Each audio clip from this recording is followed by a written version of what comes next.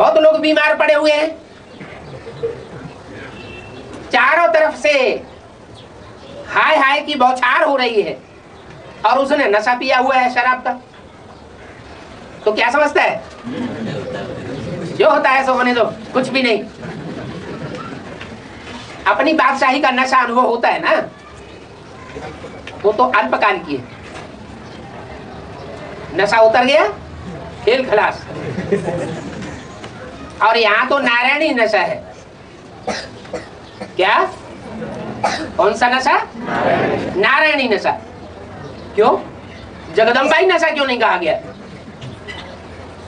है? नारायणी नशा क्यों कहा जाता है? इसका घर ज्ञान से भरा हुआ है? इसका घर ज्ञान से भरा हुआ है। हाँ, नारायणी नशा मानो नारायणी माने लक्ष्मी। लक्ष्य क्या है जिंदगी का? नर से नारायण और नारी से लक्ष्मी बनने का लक्ष्य है। नारायण बन जाए और नारायणी मिले नहीं तो नशा चढ़ेगा? है? कोई राजा हो और उस राजा को रानी न हो तो उसको राजाई का मजा आएगा? है? आएगा? है? नहीं आएगा। सत्ता का सुख कुछ अनुभव नहीं होगा।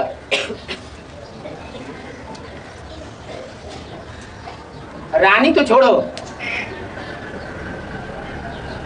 कोई राजा को बांझ रानी होती है,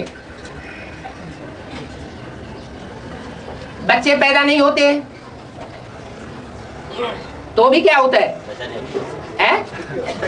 तो भी थोड़े समय के बाद चिंता लग जाती है। क्या चिंता लगती है? बारिश नहीं आया। इतनी राजाई है, इस राजाई को ट्रांसफर किसको करेंगे?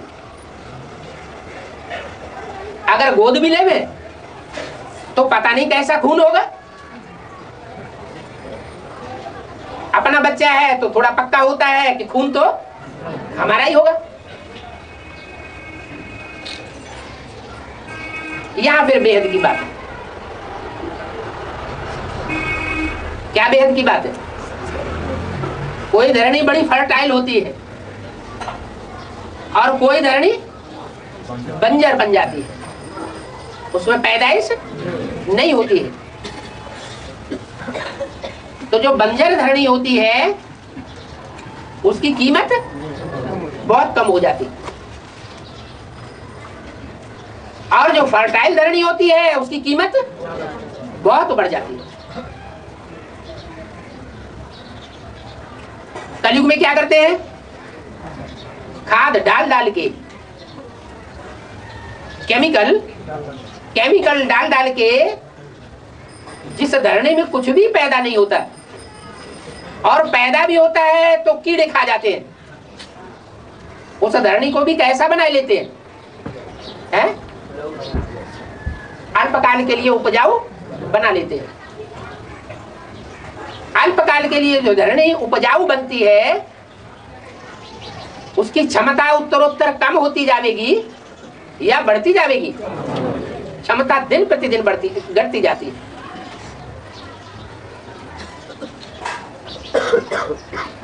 तो खाद दो तरह की है, एक आर्टिफिशियल खाद केमिकल और दूसरी नेचुरल खाद। नेचुरल खाद या जैविक खाद जो पत्तों वगैरह से और धड़ी के अंदर ऑटोमेटिक जो कीड़े पैदा होते हैं उनसे बनाई जाती है। ये अंतर पड़ जाता है। यहाँ ब्राह्मणों की दुनिया में खाद कौन सी है?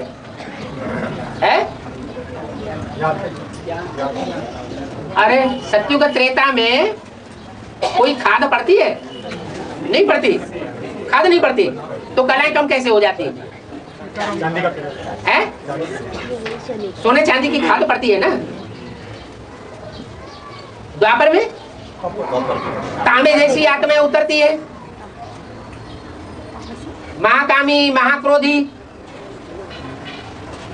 महाकामी किसकी औलाद है? महाकामी इब्राहिम की औलाद है ना, और महाक्रोधी क्राइस्ट की औलाद है। तो द्वापर में भी खाद तो पड़ती है ना, और कलयुग में भी खाद पड़ती है। ऐसे नहीं कि क्रोधियों की और कामियों की खाद कलयुग में पड़ना बंद हो जाती है, वो भी दिन प्रतिदिन बढ़ती जाती है, क्योंकि हर धर्म की आत्माएं ज्यादा से ज्यादा तादाद में सृष्टि पर उतरती है। ऐसे नहीं कि आज में उतरना बंद, आज में उतर गई फिर बाद में उतरना बंद हो जाता है। जैसे देवताई आत्माएं सत्युग त्रेता में ही उतरती हो और द्वापर कलयुग में न उतरती हो, ऐसे नहीं है। सत्युग त्रेता से उतरना शुरू होती है तो कलयुग अंत तक हर धर्म की आत्मा आती ही रहती है, बीच में बंद नहीं होती।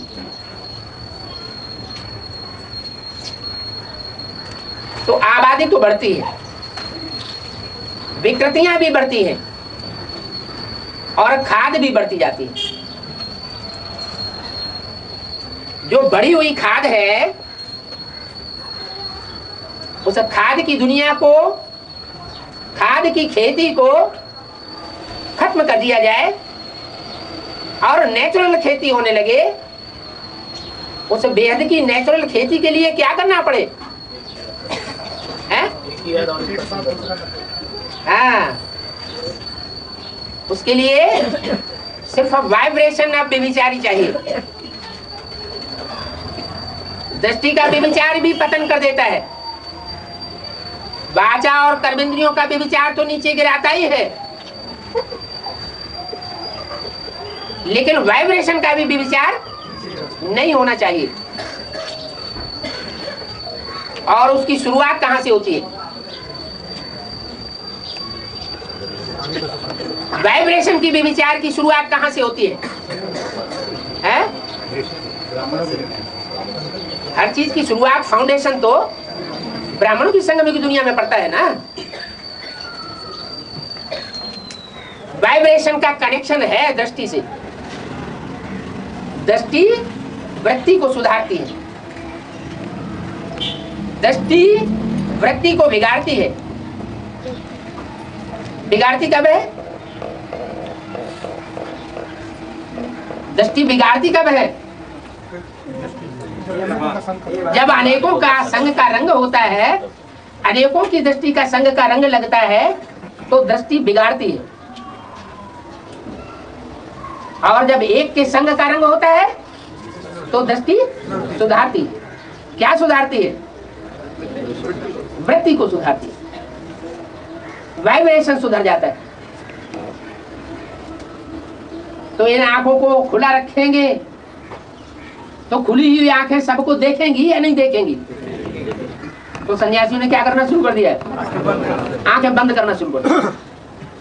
अच्छा, बाहर की आंखें तो बंद कर ली, और जो अंदर की आंख खुली रही तो क्या होगा?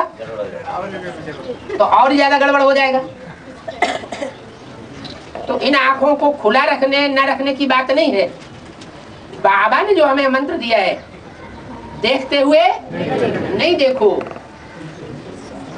कान होते हुए भी न सुनो। तो ऐसी स्टेज हमको बनानी पड़े